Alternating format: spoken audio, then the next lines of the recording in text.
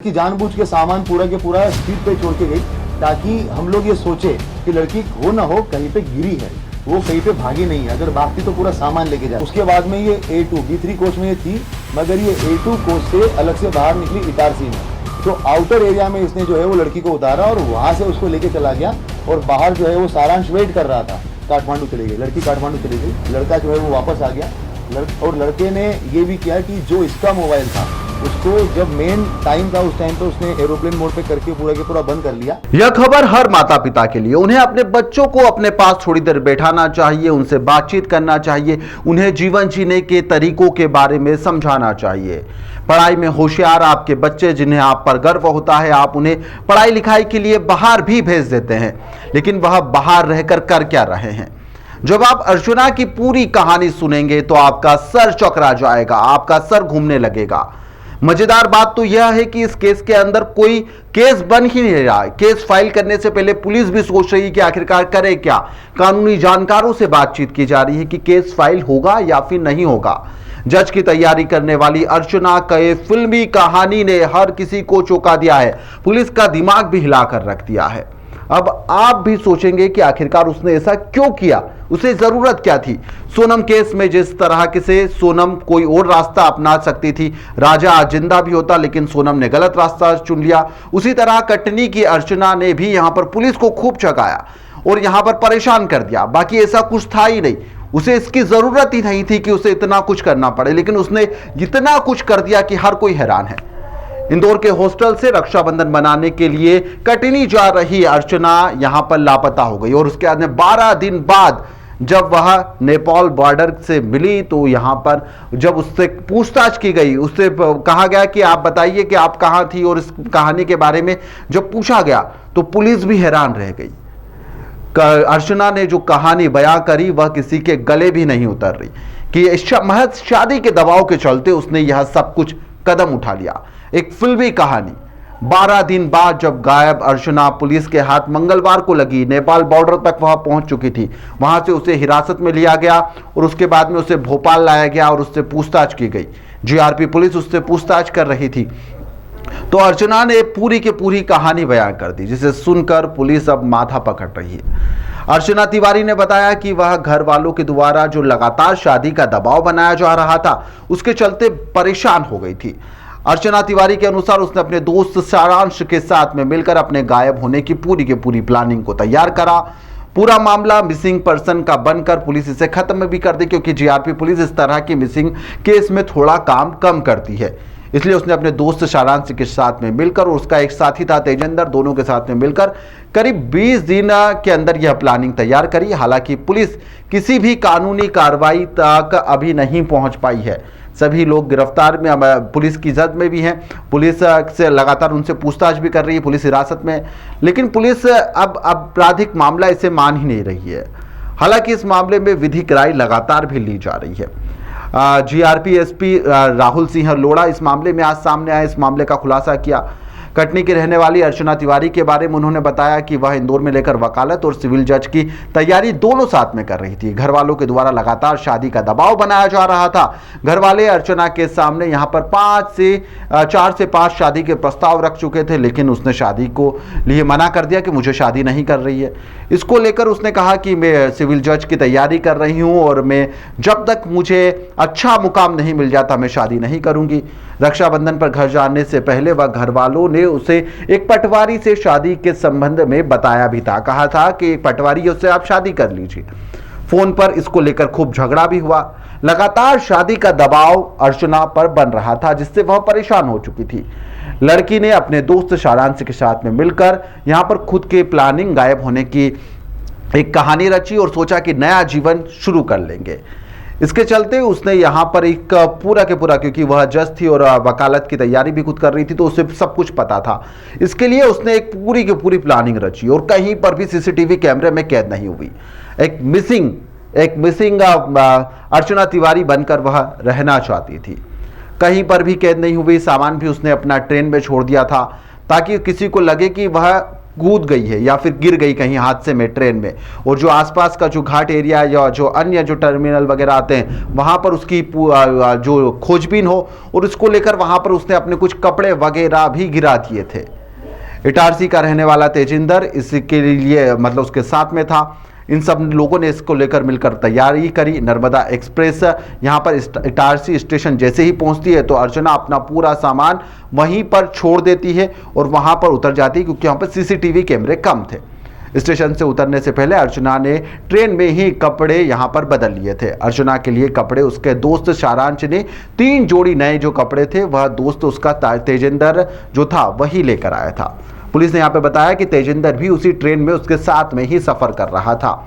इटारसी में उतरने से पहले अर्चना ने अपना मोबाइल और घड़ी तेजिंदर को दे दिया था और फिर उसने नर्मदा नदी के बने हुए ब्रिज पर उसे फेंक दिया था। इटारसी स्टेशन के बाहर पहले से उसका दोस्त सारांश गाड़ी लेकर उसका इंतजार वहां पर इटारसी में कर रहा था। इटारसी से निकलकर यह लोग पहले बुरहानपुर गए, लेकिन यहाँ पर लड़की का जो मिसिंग का मामला था यह तूल पकड़ने लग गया, तो फिर यह हैदराबाद गए। हैदराबाद से फिर यह दिल्ली और उसके बाद में फिर काठमांडू तक चले गए। पुलिस की जवानी जब आप इस पूरी कहानी को सुनेंगे तो आप लोग भी सोचेंगे कि आखिरकार अर्चना ने ऐसा क्यों किया। पूरी कहानी आप पुलिस की जुबानी ही सुनिए। आप सब लोगों को जानकारी एक सेकंड आप सब लोगों को जानकारी में है कि 7 और 8 के दरमियान रात्रि जो है इंदौर बिलासपुर ट्रेन के अंदर से एक अर्चना तिवारी नाम की युवती जो B3 AC कोच में थी, वहां से वो लापता हो गई। जब से मिसिंग रिपोर्ट कायम हुई है उसी दिन से हम लोग जो है वो उस लड़की को ढूंढ रहे हैं, मगर उसके बावजूद जो है लगभग 10 से 11-12 दिन तक हम लोगों को वो ढूंढने के बाद में आज फाइनली नेपाल बॉर्डर से लड़की को बरामद किया गया है। मामला कुछ इस प्रकार है कि अर्चना तिवारी नामक लड़की जो है ये कटनी की रहने वाली है। वहां से उसने अपना ग्रेजुएशन कंप्लीट किया हुआ है। वहां पर ये जो है वो स्टूडेंट छात्रा नेता छात्रा वगैरह भी रही हुई है NSUI से। उसके बाद में फिर ये 2 साल तक जो है वो जबलपुर में प्रैक्टिस करती थी एडवोकेट की। उसके बाद इंदौर में ये पिछले 1 साल से एडवोकेट की वकालत कर रही थी। इसी दरमियान जो है इसके परिवार वालों की तरफ से लगातार इसको रिश्ते वगैरह आ रहे थे जिसमें इसको शादी नहीं करनी थी। लगभग 3 से 4-5 शादी के प्रपोजल आने के बाद में कुछ इश्यूज हुए, शादियां टूटी या उसको नहीं करना था, उसने ना बोल दिया। एक इंदौर में जो है इसकी दोस्ती हुई सारांश जोगचंद करके है, 26 साल का लड़का है, शुजालपुर का रहने वाला है।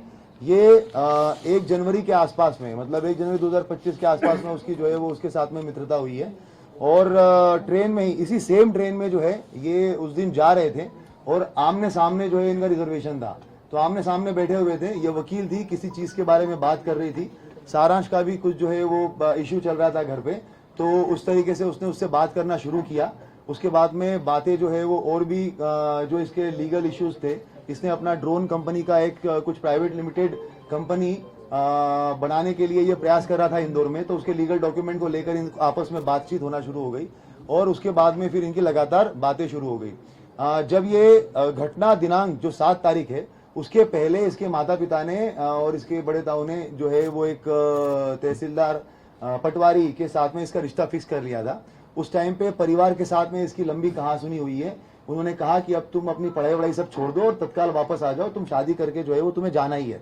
अब की बार जो है वो तुम मना नहीं करोगी और तुम्हारा जो पढ़ाई लिखाई, वो कौटिल्य एकेडमी में इंदौर में पढ़ाई लिखाई कर रही थी लड़की जो है वो, साथ में वकालत कर रही थी, तो करियर खत्म करके अब तुम्हें सिर्फ जो है वो शादी करनी है। ये इस तरीके की बातें जब घर में चल रही थी तो उसका काफी बहसबाजी हुई है। लड़की का जो है वो पढ़ने का मूड था और साथ साथ में अभी ये वकालत और सिविल जज की तैयारी करने का मूड था। तो इसने अपने इस दोस्त को, जो सारांश इसका दोस्त था, तो इससे बात करी। 6 तारीख को ये हरदा में केस के सिलसिले में गई थी, हरदा के आसपास में। वहीं पे ढाबे पे बैठ के एक तेजिंदर करके है, तेजिंदर सिंह और सारांश और लड़की, इन तीनों की बैठ के बात हुई। वहां पे इन लोगों ने प्लान किया कि किस तरीके से जो है अगर हम लोग मतलब बेसिकली ये छोड़ के भाग जाना है। तब ये भी बात हुई थी कि भाग जाना है तो अभी भाग जाते हैं, तो इतना सब कुछ करने की जरूरत क्या है। मगर उस टाइम पे ये बात हुआ कि ऐसा नहीं, अगर ऐसे करेंगे तो वो पता चल जाएगा। ये जो इंदौर बिलासपुर ट्रेन जा रही है वहां पे हम बैठेंगे, चलती ट्रेन में से अगर चले जाएंगे तो बहुत सारी हो सकता है कि मिसिंग पर्सन रिपोर्ट कायम होगा। मिसिंग, क्योंकि वो खुद भी एडवोकेट थी, वो ये जानती थी कि भाई जीआरपी में मामला कायम होगा और वहां पर बहुत ज्यादा ये मिसिंग पर्सन वगैरह जो है वो ऐसे होते रहते हैं, तो हो सकता है कि वो मामला जो है वो ऐसे ही निकल जाए और उसके बाद में हम लोग जो है वो अपनी अलग आइडेंटिटी से अपनी अगली लाइफ स्टार्ट कर, मतलब मैं अपनी अगली लाइफ स्टार्ट कर लूंगी। इस तरीके से इन लोगों ने प्लान बनाया। तेजिंदर जो है ये एक गाड़ी चलाने वाला ड्राइवर था। ये इसके संपर्क में जो है वो पिछले लगभग 3-4 महीने से आया हुआ था। तेजिंदर जो है वो सारांश के थ्रू इसके संपर्क में आया था। ये कहीं पे भी जाना जाती थी, माहेश्वर या बाकी जब जगहों पे, तो ये तेजिंदर के साथ में ही जाती थी, तो तब से इसको जानती थी। ये इटारसी रेलवे स्टेशन के पास में रहता था, तो इनकी बात हुई कि कहां पर सीसीटीवी कैमरे नहीं है। तो तेजिंदर ने बताया कि इटारसी रेलवे स्टेशन जो है वो मैं बहुत अच्छे से जानता हूँ, वहां पर जहां पे कैमरे नहीं है वहां से मैं इसको लेके चला जाऊंगा। तो ये डिसाइड हुआ कि ये इंदौर से बैठेगी। उसके बाद में फिर जब ये ट्रेन में बैठी है तो इसने सारांश को फोन किया है। कपड़े जो है वो सारांश शुजालपुर में रहने वाला है सारांश, और इंदौर में अप डाउन करता है। वहां से ये कपड़े खरीद के लेके आया उसके। ये एक अपनी XUV 700 XUV गाड़ी से जो है वो बाय रोड वहां पे इटारसी तक आया और नर्मदापुरम तक आया। नर्मदापुरम में इसको तेजिंदर मिला। तेजिंदर के साथ में इसने उसको कपड़े दिए। तेजिंदर जो है वो नर्मदापुरम में ट्रेन में बैठा हुआ है। ट्रेन में बैठने के बाद में इसने लड़की को कपड़े दिए। उसके बाद में जो सारांश है ये लड़का पहुंचा इटारसी बाय रोड। उसके बाद लड़की ने जो है वो अंदर ही अंदर कपड़े वपड़े चेंज किए ताकि उसको कोई पहचान ना सके। उसके बाद में ये A2 B3 कोच में ये थी, मगर ये A2 कोच से अलग से बाहर निकली इटारसी में। इटारसी में ऐसे बाहर निकली कि क्योंकि तेजिंदर को पूरा पता था कि कैमरे का सिस्टम कहाँ पे है और कहाँ पे नहीं है, तो आउटर एरिया में इसने जो है वो लड़की को उतारा और वहां से उसको लेके चला गया। और बाहर जो है वो सारांश वेट कर रहा था। सारांश वेट कर रहा था तो वहां पर उसने जो है वो लड़की को लेके जाकर सारांश को दे दिया। लड़की ने अपने मोबाइल और घड़ी जो है वो तेजिंदर को दे दी और बता दिया कि भाई इसको जो है ये आपका बागतवा और मिडघाट वाला जो एरिया है उस तरफ कहीं तो फिकवा देना, ताकि ये बात हो जाएगी। तेजिंदर से उसने ये भी बात की थी कि हम लोग 3-4 लड़कों से एक रिपोर्ट लिखवा देंगे कि भाई कोई तो लड़की वड़की जो है वो यहाँ पे गिर गई है करके ऐसा। और ट्रेन में जब आगे गाड़ी वाड़ी रहेगी तो वहां पर हम लोग जो है वो कंप्लेंट करवा देंगे। ये सारी बातें हो गई और उसके बाद में उसको मोबाइल और घड़ी वगैरह दे दिया। लड़की जो है वो सारांश के साथ में आगे चली गई। कोइंसिडेंटली सारांश ने एक व्यक्ति को भी साथ में लेके आया था, तो वो भी उसको भी हम लोगों ने राउंड अप करके उससे बयान लिये हुए हैं। वो चश्मदीद गवाह है। उसके बाद में घटना ये हो गई कि तेजिंदर को उसी टाइम पे दिल्ली की पुलिस उठा के लेके चली गई। क्यों? कारण तेजिंदर जो है वो किसी फ्रॉड के मामले में आरोपी था। तो उसी रात, सेम रात को 1 बजे जो है वो ये घटनाक्रम होता है और अगले 1 घंटे में तेजिंदर को पुलिस उठा के लेके चली जाती है। अब जब ये पूरा मामला हमारे पास में आता है, लड़की जानबूझ के सामान पूरा के पूरा सीट पे छोड़ के गई ताकि हम लोग ये सोचे कि लड़की हो ना हो कहीं पे गिरी है, वो कहीं पे भागी नहीं है। अगर भागती तो पूरा सामान लेके जाती। ये पूरा सोच के प्लान करके जो है वो सामान वहीं पर रखा गया था। उसके बाद में जैसा कि उसने सोचा था, जब हमारे पास में मामला आया, सारा डिस्कशन हुआ, बात यही हुई कि भाई सामान जो है वो पूरा के पूरा छोड़ के चली गई है। छोड़ के गई इसका मतलब कहीं ना कहीं गिरी होगी। और मिडघाट और वो वाले एरिया का भी जानबूझ के वो मोबाइल जो है वो उसी एरिया में बंद हुआ था। तो हम लोगों ने वहां पर पूरा सर्चिंग ऑपरेशन भी चलाया, पूरे थानों में भी हम लोगों ने बात करी, वो सारी चीजें करी। मगर उसी टाइम पे एक चीज और, सारांश के साथ में जब बात हुई थी तो स्टार्टिंग में जब जनवरी में उसकी बातें हुई थी तो कॉल पे बात होती थी, मगर उसके बाद में व्हाट्सएप कॉल हुआ था। तो वो उस वजह से जो है उसके साथ में वो बातें जो है वो CDR में डिटेक्ट नहीं हो पाई। हम लोगों ने IPDR निकालने के बाद में उसका नंबर जो जब वापस आया और पता चला कि इससे वापस ये बात हो रही थी और ये लड़का छूट गया है पूछताछ करने के लिए, उसके बाद टीम जो है वो उस तक पहुंची है। तेजिंदर को जब हम लोगों ने ये पता किया, तेजिंदर का नंबर मिला और जब हम लोगों ने उसके बारे में डिटेल पता किया तो हम लोग काफी श्योर हो गए थे कि तेजिंदर इस मामले में लिंक्ड है। मगर जैसे ही हमें पता चला कि ये जो है वो चोरी के मामले में दिल्ली पुलिस उठा के लेके गई है, तो हमें फिर स्टार्टिंग में लगा कि हो सकता है कि ये किसी दूसरे मामले में होगा। पर जब सारांश को उठाया गया और सारांश से जब पूछताछ हुई तो उसने बताया कि तेजिंदर, लड़की और इसने सबने मिलकर ये प्लान किया था। लड़की सारांश के साथ गई, शुजालपुर में गई है, वो गाड़ी की गाड़ी में ही रही, कहीं पे बाहर उतरी नहीं। इन लोगों ने इसका चीज का ध्यान रखा कि कहीं पे भी टोल नाका नहीं आना चाहिए, क्योंकि पुलिस जो है वो टोल नाके पे भी CCTV कैमरे देखती है और अगर गाड़ी के थ्रू RFID से अगर पैसा कट जाता है तो उससे भी जो है वो डिटेक्ट हो सकता है। तो इन्होंने टोल नाका अवॉइड किया और ऐसे ऐसे रास्ते से गए जहां से टोल नाका नहीं हो। शुजालपुर गए, शुजालपुर के बाद में फिर ये ऑर्बिट मॉल के आसपास से कहीं से इन्होंने एक दूसरा मोबाइल खरीदा। और लड़के जब तक मीडिया में इस चीज का काफी हाइप हो गया था, तो जितना इनको एक्सपेक्टेशन था कि मामला एकदम सिंपल तरीके से निपट जाएगा, तो वो लगने लग गया कि अब तो ये नहीं होगा, तो इसको मध्य प्रदेश छोड़ के कहीं तो जाना पड़ेगा जहाँ पे अलग भाषा के लोग हैं। तो इन्होंने हैदराबाद चूज किया। उसके बाद ये बुरहानपुर गए, बुरहानपुर से इन लोगों ने जो है वो हैदराबाद की बस पकड़ी। हैदराबाद में जाने के बाद में ये 2 दिन 1 रात जो है वो हैदराबाद में रहे। फिर जब मामला और ज्यादा हाइप पकड़ने लग गया, तो जो सारांश है, ये ड्रोन का जो एक नया स्टार्टअप इसने डाला हुआ है, और इसका जो क्लाइंट बेस है वो नेपाल में भी कुछ है। तो इन लोगों की पहले वो बात हो चुकी थी, तो इनकी बात हुई कि अब इसको जो है वो भारत छोड़ के ही हम लोग जो नेपाल की तरफ चले जाएंगे। उसके बाद फिर इन्होंने बस पकड़ी, बस पकड़ के जोधपुर से दिल्ली, दिल्ली से उसके बाद में जो है ये कुछ दिन वो काठमांडू चली गई, लड़की काठमांडू चली गई, लड़का जो है वो वापस आ गया।